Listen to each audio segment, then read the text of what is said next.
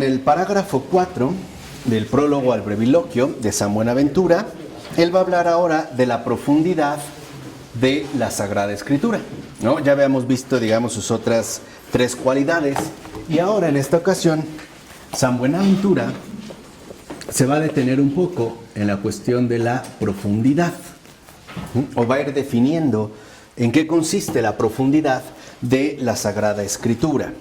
Y dice que esta profundidad significa que contiene multiplicidad de sentidos místicos.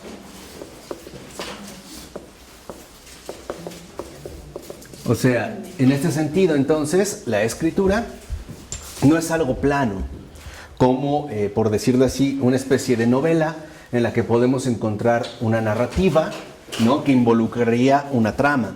Pero uno va siguiendo la Escritura, no digamos lo escrito. En el caso de la Sagrada Escritura, vemos que posee profundidad porque en ella están dados, ¿no?, multiplicidad de sentidos místicos. Esto se debe a que la Escritura es palabra viva y no puede, digámoslo así, quedar limitada a lo que sería la letra muerta. Por ejemplo, cualquier otro escrito. Y dice que en general, por ejemplo, ¿no?, estos sentidos místicos comienzan ciertamente por lo literal. ¿Qué quiere decir? Que ahí hay algo escrito, ¿no? Lo que nosotros podemos leer o a lo que nosotros podemos acceder mediante su lectura. Pero a su vez, de este sentido literal se desprenden otros tres sentidos. Un sentido, dice Buenaventura, alegórico, un sentido tropológico y un sentido anagógico.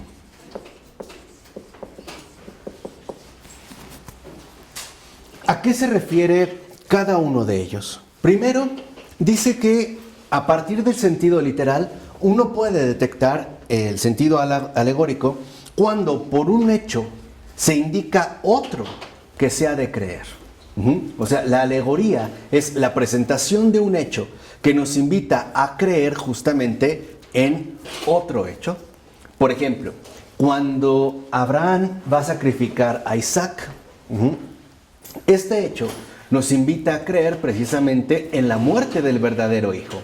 En este caso, en la muerte de Jesús en la cruz. Entonces, el sentido alegórico a nosotros nos invita a creer, ¿no?, a creer hechos que están, digamos, sugeridos en los hechos a los que accedemos a través del sentido literal. Nos invita precisamente a crecer en la creencia.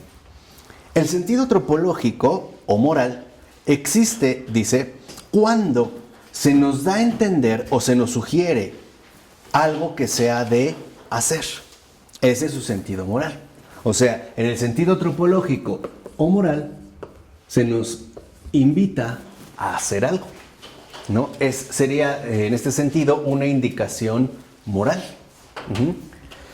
Y por último, la anagogía, dice, es cuando se nos sugiere lo que se ha de desear.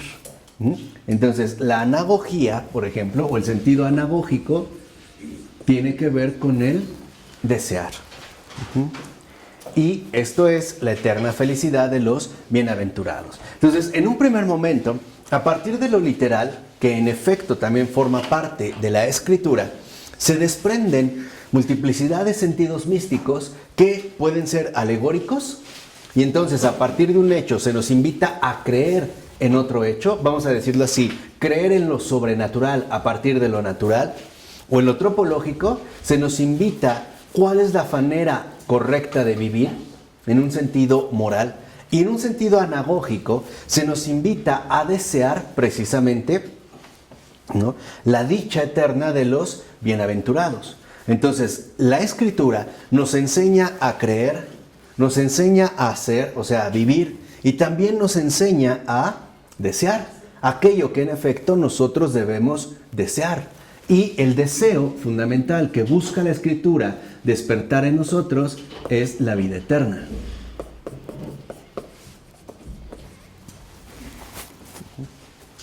Por ejemplo, en el Génesis hay, en ese sentido, digamos, a partir de lo literal, hay un énfasis mayor del sentido alegórico, porque los hechos que nos son narrados en Génesis, por ejemplo, la creación del mundo, nos invita a creer más allá de, a partir de estos hechos, en el creador de todas las cosas. Lo importante, ya dijimos, no es cómo hizo Dios la creación. Lo importante es que nos quede claro que la creación tiene un creador y que eso es lo primero. A partir, por ejemplo, ¿no?, de todas las indicaciones que se dan, por ejemplo, en el libro, en la Torá, en la ley escrita, ¿no?, en los 5 primeros libros, en los llamados libros legales, lo que se nos dan son indicaciones para que aprendamos a vivir de la manera correcta. Porque en la escritura, la moral tiene que ver con la vida o la muerte. Es eso lo que está en juego. No solo se trata de un comportamiento socialmente aceptable, ¿no?, como lo hemos definido, por ejemplo, en términos modernos. No, la moral es cuestión de vida o muerte. La moral nos ayuda a discernir entre la verdad de la mentira, entre lo auténtico del engaño. Nos ayuda, en pocas palabras, a distinguir claramente lo bueno de lo malo. Y lo malo, por ejemplo, no solo se limita a que cometamos una especie de infracción social o personal, ¿no? O sea, no significa que lo malo sería equivalente a haber cometido una falla moral.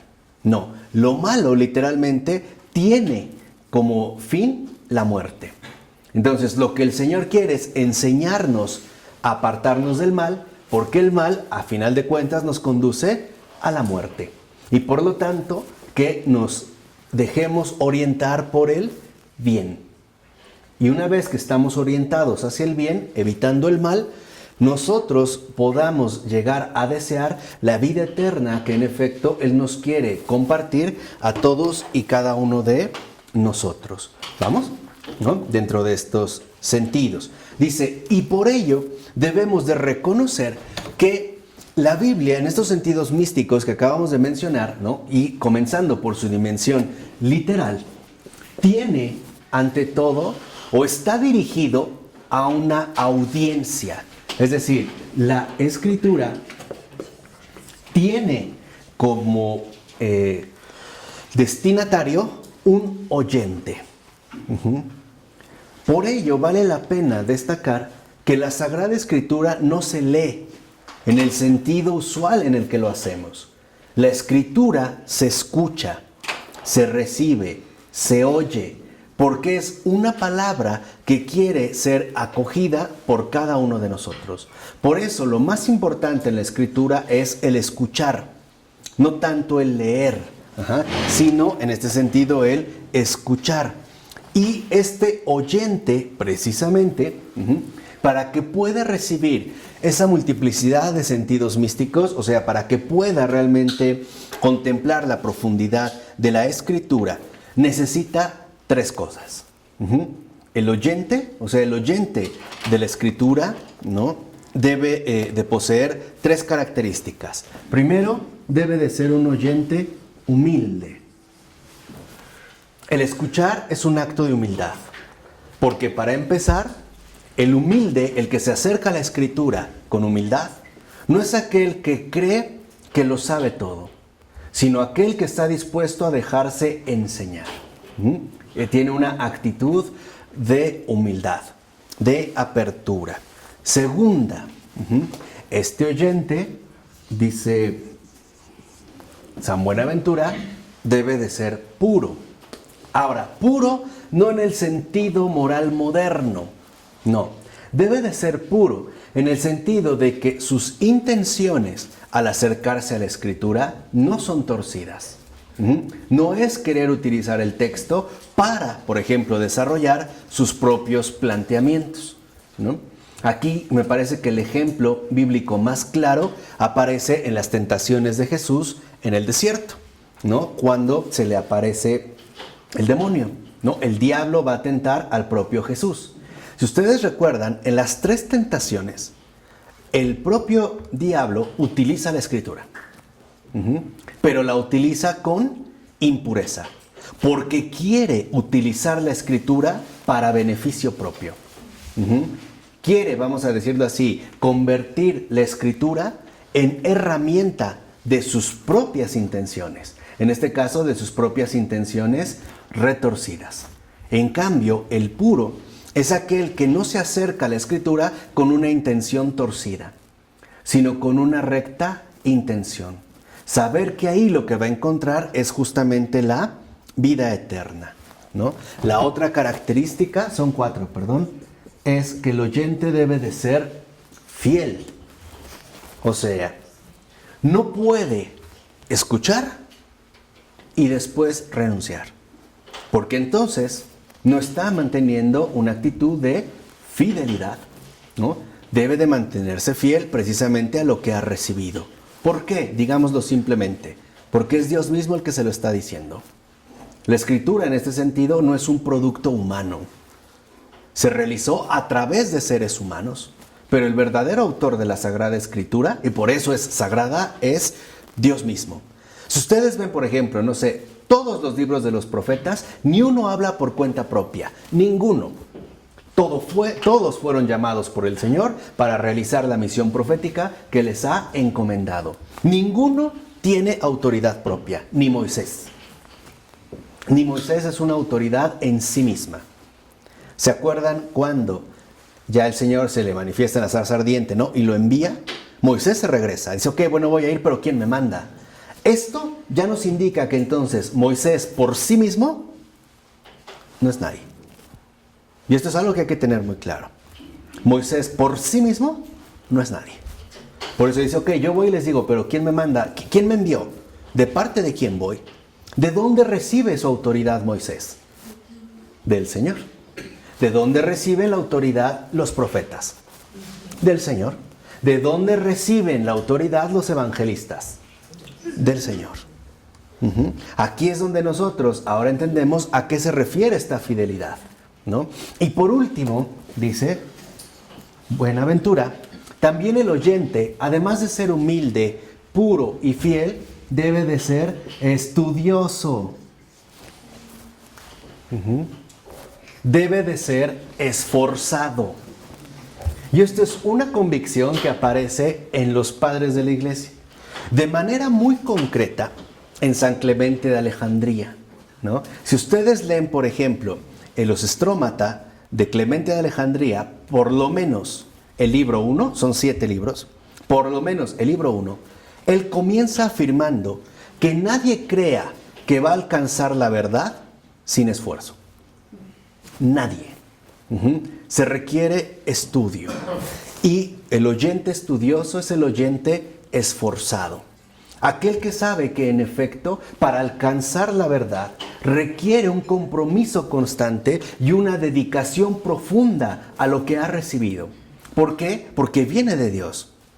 Y por lo tanto se requiere un trabajo profundo de asimilación. A eso es a lo que se refiere el ser estudioso. Y por ello es que, por ejemplo, sabemos que la Escritura se complementa con toda la tradición viva que la misma Escritura ha engendrado. Es decir, con los padres de la Iglesia, los grandes santos, los grandes teólogos, los grandes espíritus católicos, etcétera, etcétera, etcétera. A eso se refiere el ser estudioso, al ser, en este caso, esforzado.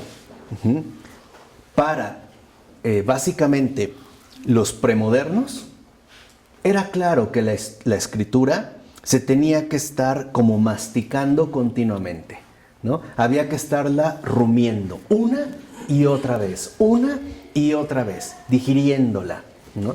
De tal manera que entonces yo no solo me quedara en la, vamos a decirlo así, en la impresión más superficial que puede generar en mí, sino que tenía que ser esforzado para que esto llegara a lo más íntimo de mi ser. Y en efecto, a partir de ahí brotara, ¿no?, los frutos de su influencia. Dice, por eso debemos entender, en este sentido, que el oyente, ¿no?, en tanto destinatario de la Sagrada Escritura, no se puede quedar, dice, en la corteza de la letra clara, o sea, en el aspecto netamente literal. Es porque si no, incurrimos en un error por no ser esforzados. Y ese, si es que tiene algún error, ese es, me parece, el error, por ejemplo, de Orígenes, su precipitación. En un momento de conversión, él escuchó de la palabra cuando decía, no, si tu ojo derecho es ocasión de pecado, arráncatelo, ¿no? Más te vale. Bueno, él se castró. Pero ya mayor, se arrepintió. Y dijo, yo cometí un exceso de precipitación, porque me quedé en el nivel netamente que literal. Por eso nos sugiere San Buenaventura que no nos quedemos únicamente en esta corteza de la letra clara. Porque, en efecto, estos sentidos místicos, ¿no?, que, digamos, van dirigidos al oyente, con estas características, tienen un propósito: doblegar la soberbia. Por eso la escritura no es clara, porque solo es accesible a los humildes. ¿Se acuerdan que el propio Jesús, ¿no?, se le agradeció al Padre? Bendito seas, ¿no? Padre, porque le has dado a conocer esto a los pequeños y sencillos, no a los grandes y letrados. También dice, porque solo los que tienen la sabiduría de Dios lo pueden reconocer al Hijo del Hombre a Él. Solo los que tienen la sabiduría de Dios. Entonces, los sentidos místicos literalmente tienen como objetivo vencer la soberbia. De tal manera que solo el humilde oye la escritura. Solo el humilde. Solo el humilde es el que la puede escuchar, ¿no? Dice, y es para abatir la soberbia. De tal manera que estos sentidos místicos justamente lo que buscan es que con su profundidad logren abatir a los soberbios, rechazar a los inmundos, apartar a los fraudulentos y excitados, ¿no?, y también dejar de lado a los negligentes. Entonces vean, a su vez la soberbia da lugar a 4 perfiles. En lugar de alguien en este sentido humilde, sabemos que aparecen los soberbios. Ahí se delatan, ante la escritura se delatan, ¿no? Se ponen realmente al descubierto. En lugar de los puros, dice San Buenaventura, aparecen los inmundos. En lugar de los fieles, aparecen los fraudulentos. Y en lugar de los estudiosos, aparecen los negligentes. Así que aquí ya San Buenaventura nos da algunas pistas fundamentales para entender aquello que debemos erradicar de nosotros. En primer lugar, y antes que nada, la soberbia. La palabra del Señor se escucha, se recibe, se acoge realmente en lo más íntimo del ser. También debemos nosotros de combatir la inmundicia. El buscar siempre, en efecto, ¿no?, como torcer la escritura para tratar de obtener beneficios propios o para adaptarla a nuestras propias conveniencias. También debemos de evitar ser fraudulentos. O sea, quererle atribuir algo a la palabra que no está en ella, pero que quizá a nosotros nos conviene o nos agrada. Y tampoco, y no es lo menor, debemos ser negligentes. Creer que la cosa es sencilla y que no requiere ciertamente un verdadero esfuerzo.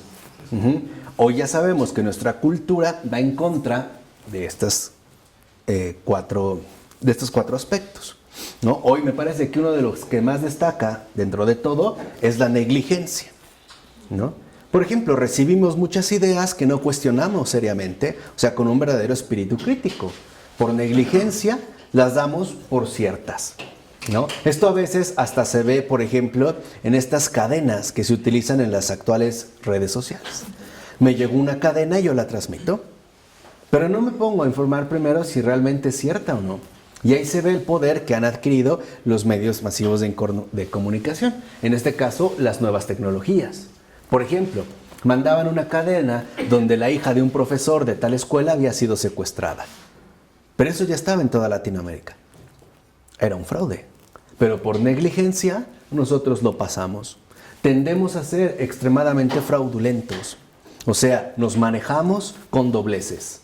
Nos vamos manejando según nos va conviniendo. No adoptamos una postura definida por evitar conflictos o incluso por perder beneficios propios, ¿no? A veces no estoy de acuerdo con algo, pero me quedo callado, porque a lo mejor si hablo se va a molestar o qué sé yo, ¿no? También somos inmundos, en el sentido de que para nosotros la inmundicia ya no es algo tan desagradable, ¿no? Para nosotros, digamos, la criminalidad se ha transformado en normalidad.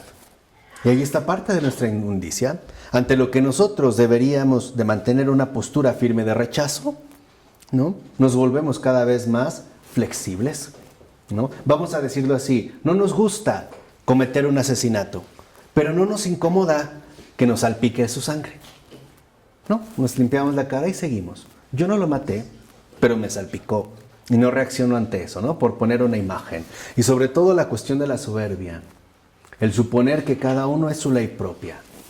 El suponer que cada uno decide por sí mismo. Y que nada ni nadie exterior a mí, en efecto, va a decidir algo en este caso.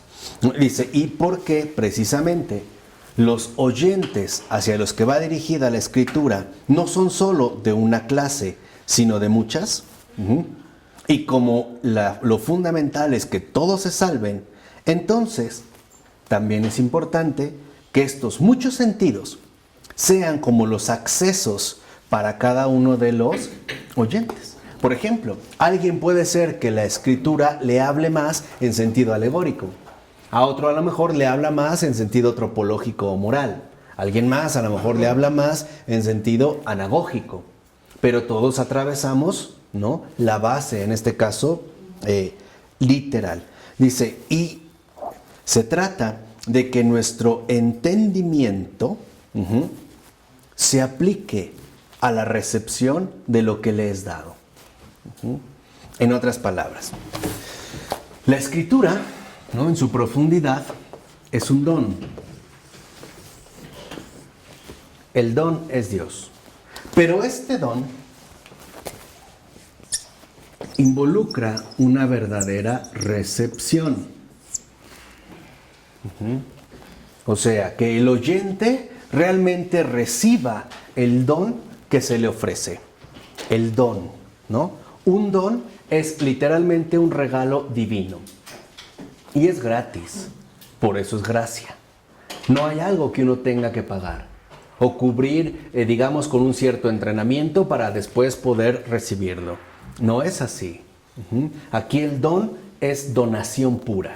Eso es un don, ¿no? El don viene de la donación pura. Es pura donación. Es gracia. Pero esta donación requiere recepción. O sea, requiere aplicación del oyente.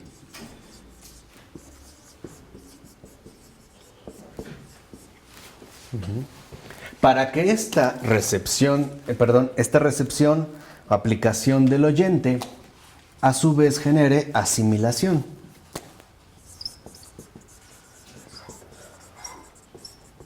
Es decir, buen fruto.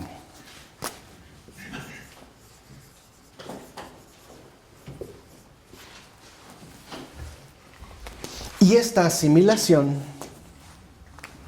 culmine o termine en el testimonio.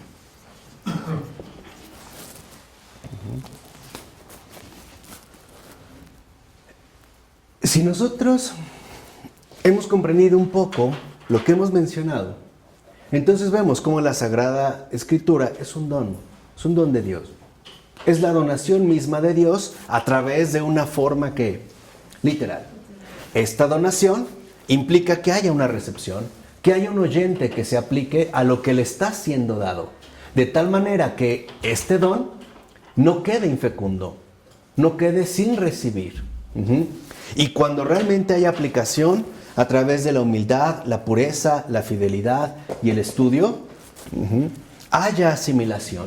Es decir, este don regenere en nosotros a la nueva, todo nuestro ser, de tal manera que a partir de la donación pura aparezca el testimonio. Y el testimonio es la nueva criatura.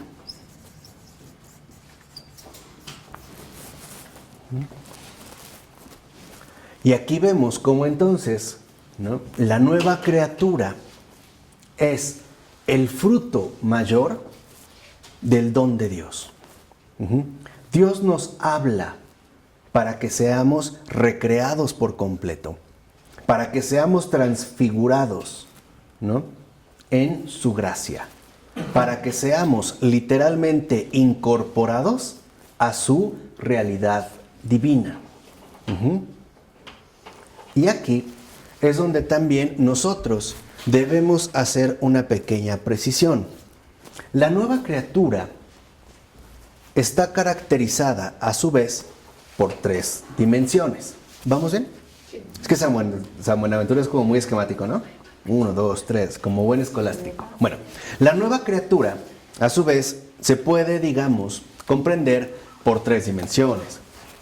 La nueva criatura es una criatura de oración.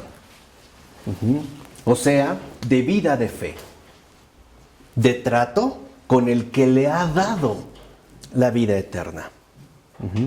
Porque la Escritura nos habla de Dios, pero también nos hace hablar con Él. Es una relación. La nueva criatura no es solo una criatura de oración, también es una criatura de acción. ¿Qué quiere decir? Que es una criatura cuyo comportamiento manifiesta en el mundo el proceder que a Dios le agrada. La bondad divina. Esa es la acción en un primer momento, ¿no? El cambio de vida, o como muchos lo llaman, la conversión. Pero ahí no termina la cosa, porque la nueva criatura terminará siendo misión. Y la misión es la encarnación del Dios, la encarnación de la gracia de Dios en toda la existencia. Esta es la misión. De tal forma que muchos, por ejemplo, no llegan a la misión porque solo se quedan con la acción. De hecho, eso es lo que vamos a hablar con los maronitas. Oración, acción y misión. Un día cada uno. Pero no llegan a la misión porque se quedaron en la acción. O sea, pensaron que cambiando de cierta manera su comportamiento era suficiente. Y ya. Pero no es así. Muchos ni siquiera llegaron a la acción, al cambio en los comportamientos, tanto intelectuales como prácticos, vivenciales, porque no realmente se adentraron de lleno en la oración. De tal forma que entonces la nueva criatura es ante todo una criatura de oración, o sea, de contacto permanente con el Señor.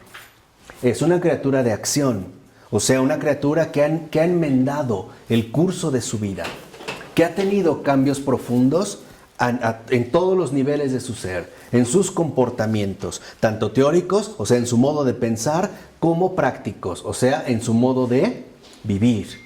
Pero no solo se queda ahí. También es cierto que esta nueva criatura es ante todo misión, o sea, envío. Es testimonio de la gracia de Dios actuante en el mundo. Ahí es donde entra la misión. Dime. ¿Todos tenemos la misma misión como católicos?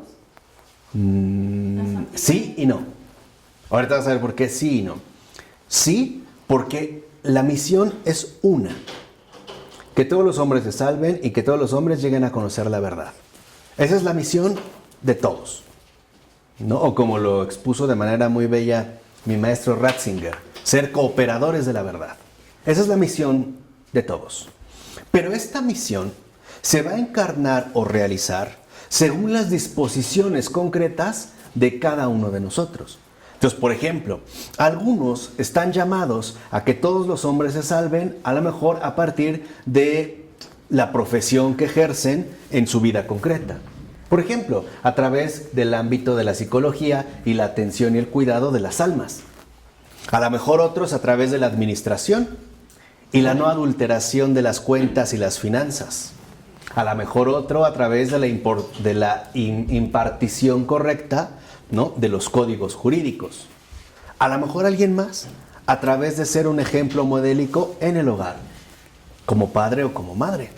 Ahí es donde en efecto, ¿no?, la labor conjunta se va complementando. Ahí es donde entra la misión. Pero lo fundamental es que uno no puede llegar a la misión si no ha dado el paso a la acción.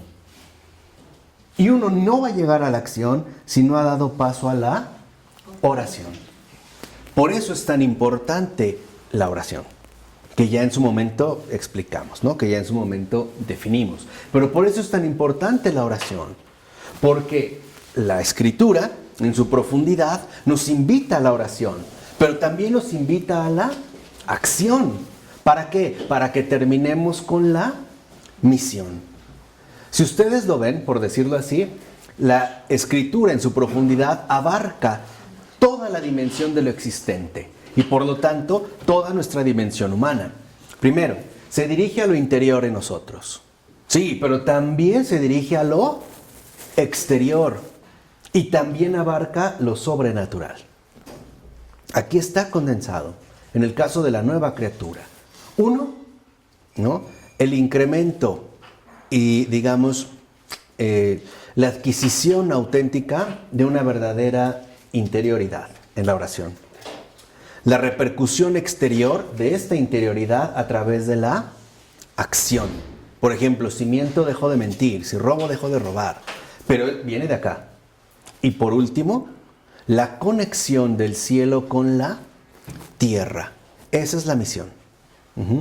Cuando uno cumple su misión, uno lo que ha hecho es unir al cielo con la tierra. Hacer a Dios presente en el mundo, de la manera que sea. La misión a veces pensamos que tiene que ser algo como muy excepcional. Por ejemplo, irme de misionero al África. No. A lo mejor mi misión consiste en no odiar a mi prójimo en el entorno concreto en el que me ha colocado. Por ejemplo, a lo mejor mi misión es ser comprensivo y compasivo con mi hermano, o con mi tío, o con mis padres. Ahí es donde entra precisamente la misión, ¿no?, dentro de esta dinámica que ahorita comentamos. ¿Por qué?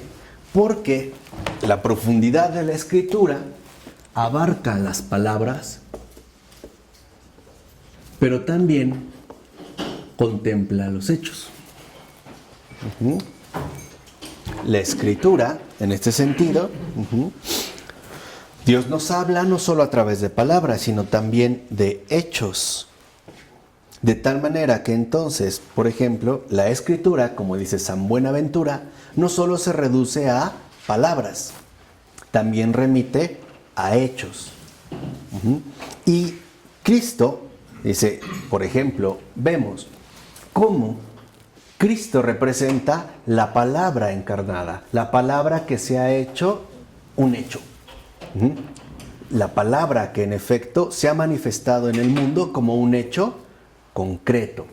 La palabra no es algo físico. No podemos, por ejemplo, captar una palabra, como a lo mejor podríamos capturar una mariposa. No puedo capturar una palabra, es algo invisible. Pero los hechos, las palabras, en tanto algo invisible, también remiten a los hechos como algo visible. Y por eso Cristo es el invisible hecho visible. Cristo es el visible que nos lleva a lo invisible. En pocas palabras, la profundidad de la Escritura es Cristo. Porque ahí no solo nos habla Dios, sino que también el hecho es Dios mismo. Es, en este caso, la palabra encarnada. Si uno comprende bien la Escritura, veremos que todo el Antiguo Testamento no es más que una preparación para la recepción de Cristo. Y todos a partir de los Hechos de los Apóstoles y las cartas, ¿no?, apostólicas, no son más que una preparación para la recepción definitiva de Cristo. La Escritura nos va llevando de lo visible hacia lo invisible, hacia el juicio final, que nosotros en términos humanos no podemos concebir. Por eso, el hecho central de la Escritura es Cristo. La palabra fundamental de la Escritura es Cristo. Dice, por eso hay que reconocer que entonces, si Cristo es el invisible y se ha hecho visible, o sea, si Cristo es verdadero Dios y verdadero hombre, es el maestro que nos enseña a todos. ¿Por qué? Porque siendo Dios, al haberse hecho visible, entonces fue humilde.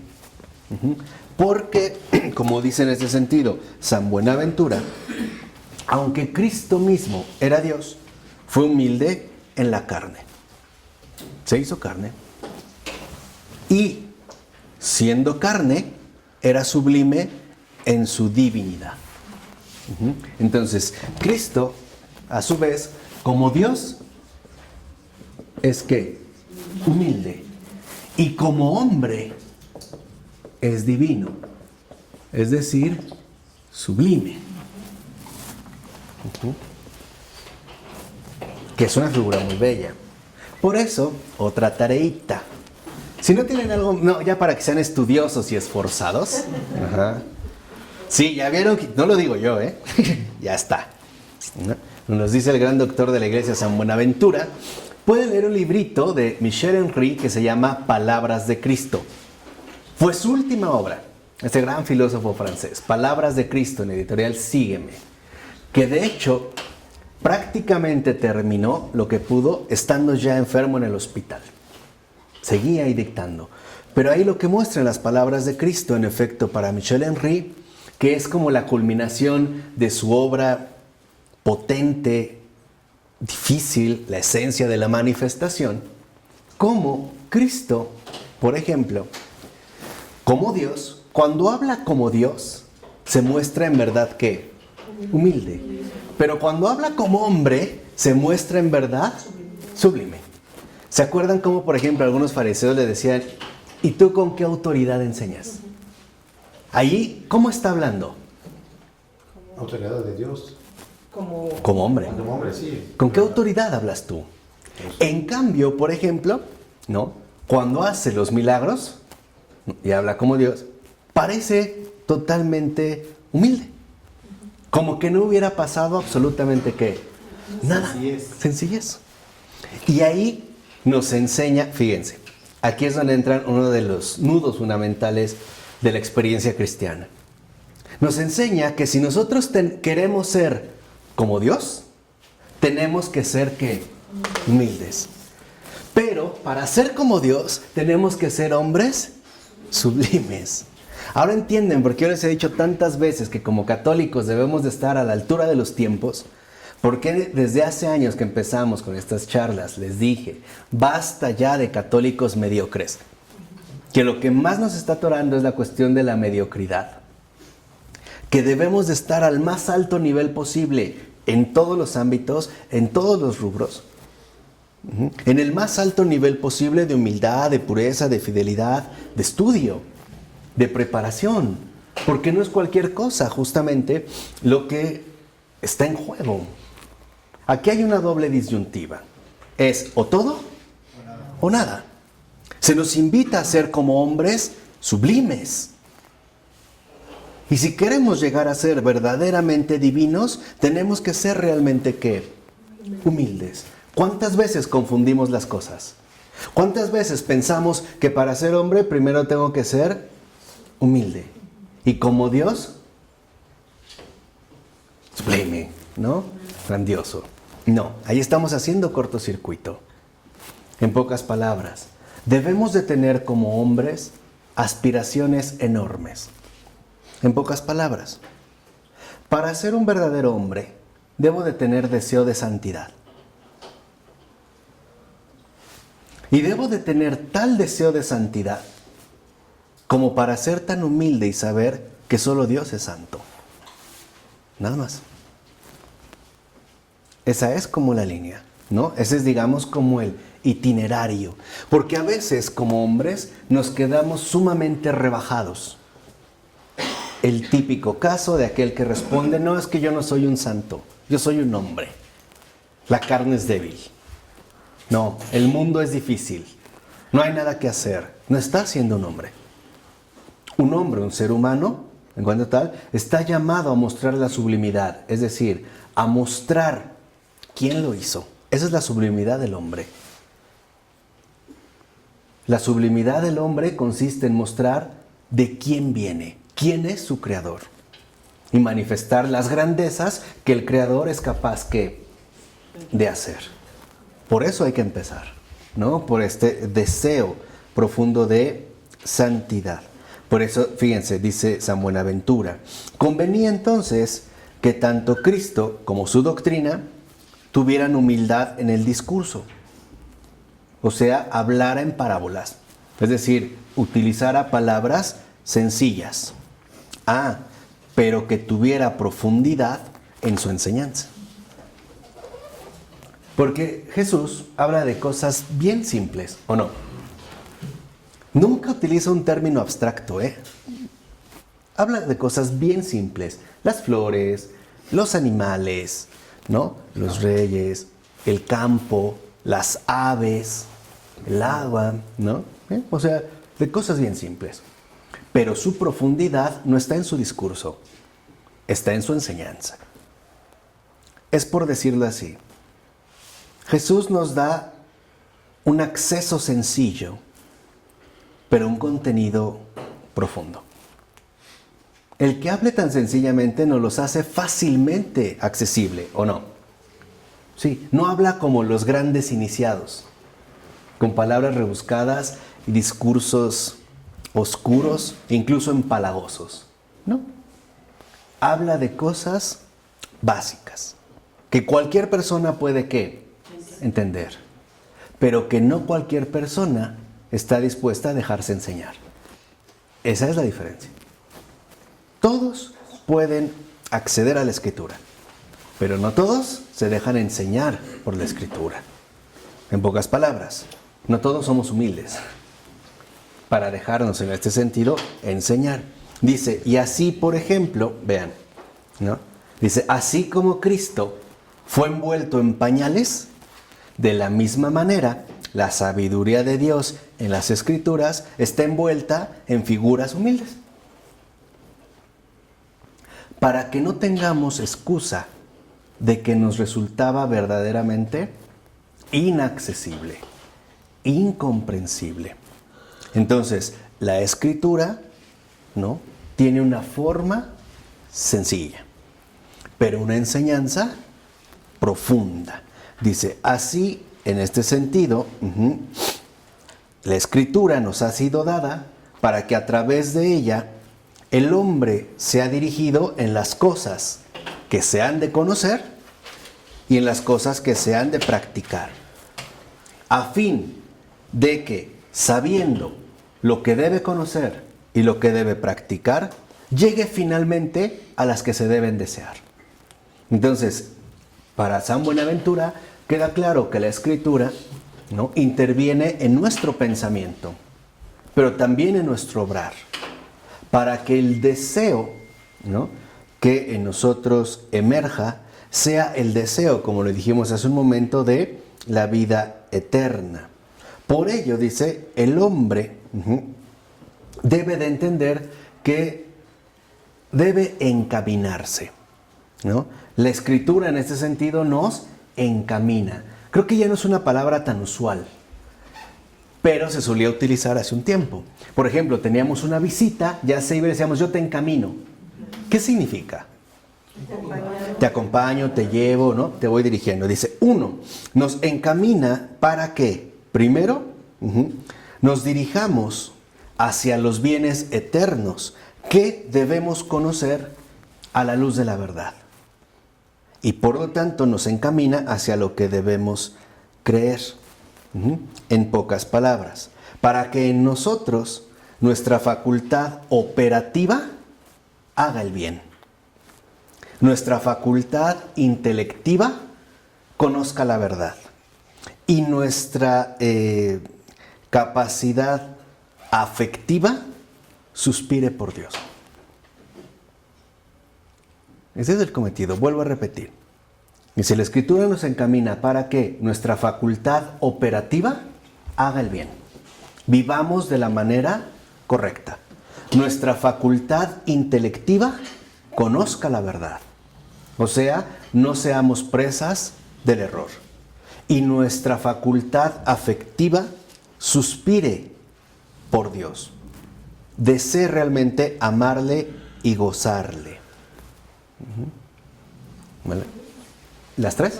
Bueno, que nuestra facultad, o sea, nos encamina para que nuestra facultad operativa, ¿no?, haga el bien.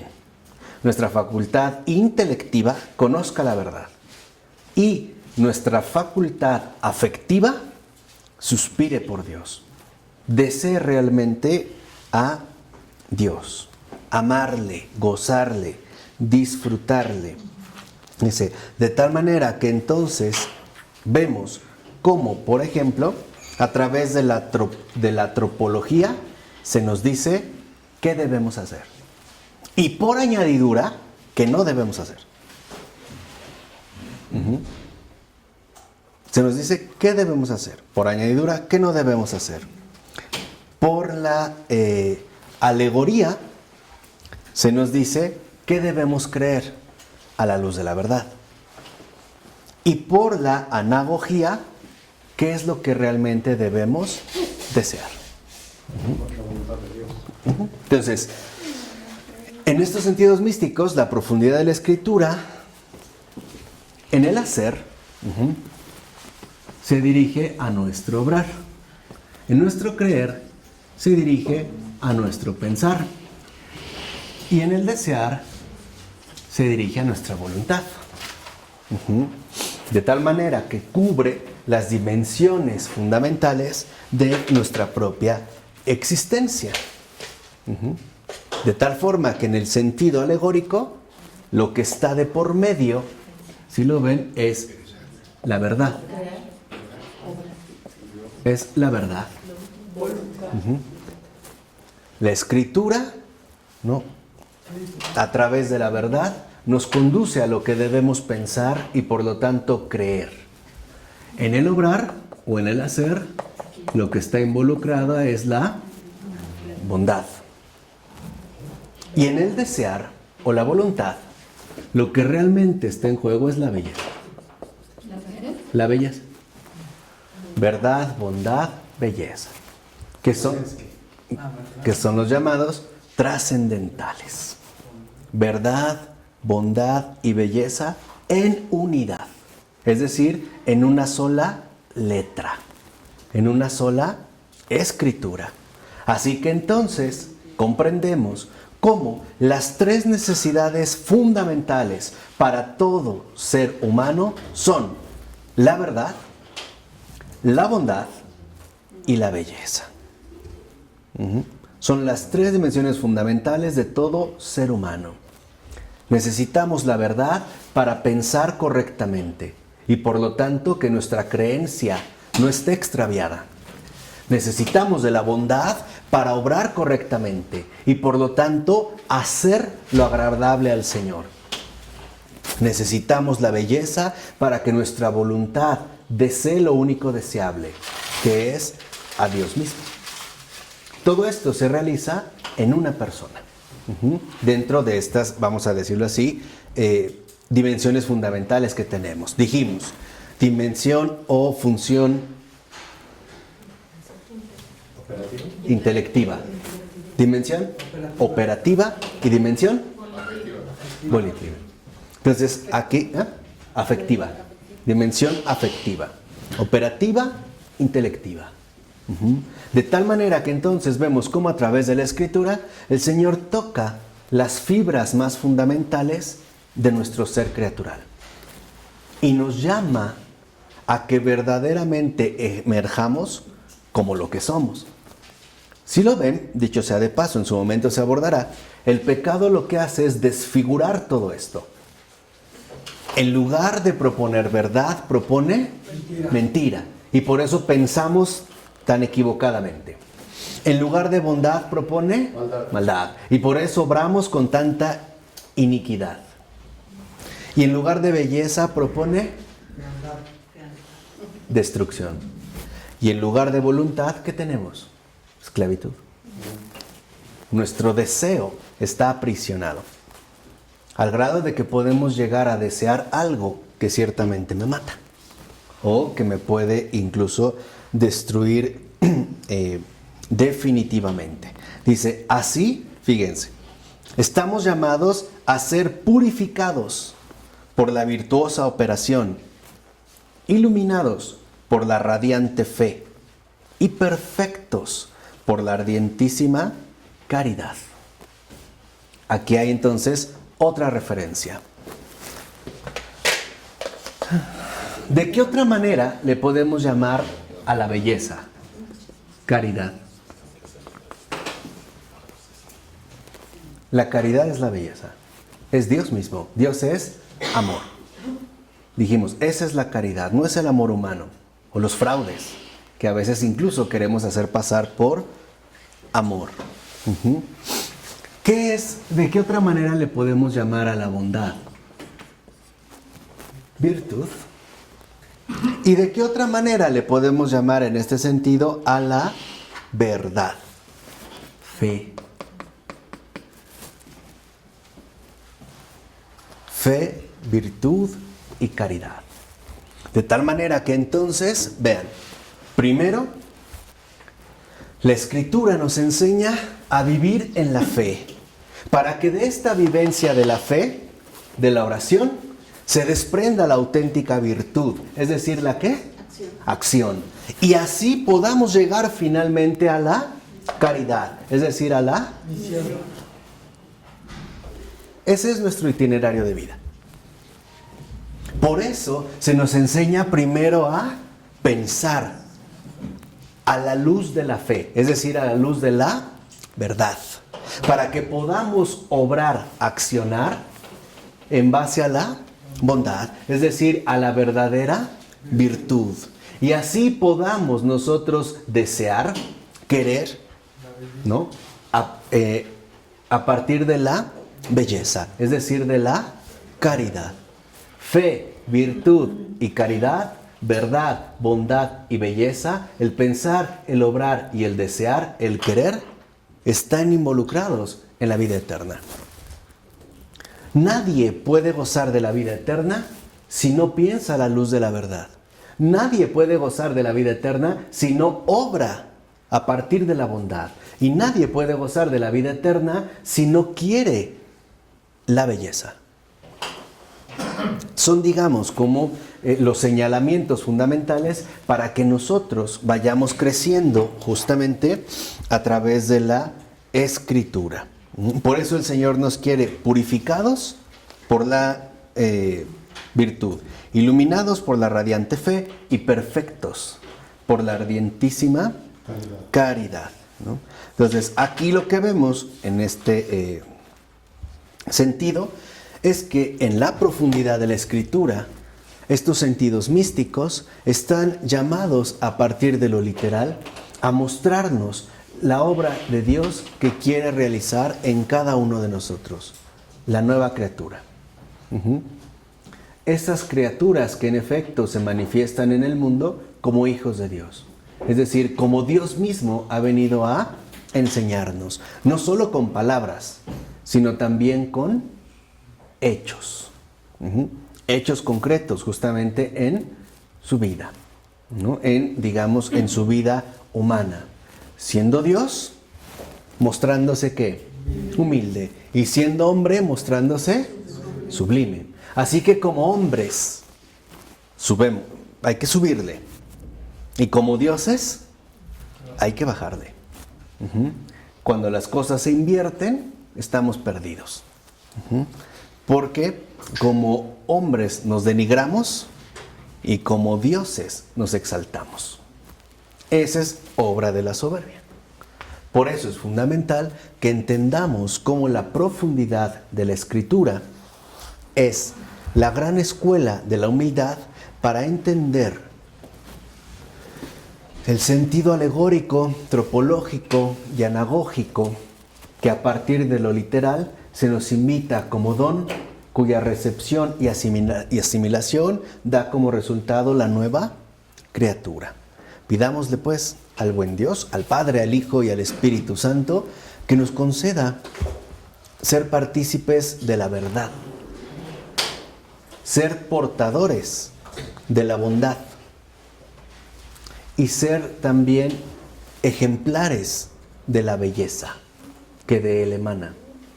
Que nuestra vida sea identificada por el pensar, el obrar y el querer a la luz de la verdad, de la bondad y de la belleza, para que en efecto nosotros y todos podamos gozar en algún momento de la vida eterna. En nombre del Padre, del Hijo y del Espíritu Santo. Amén.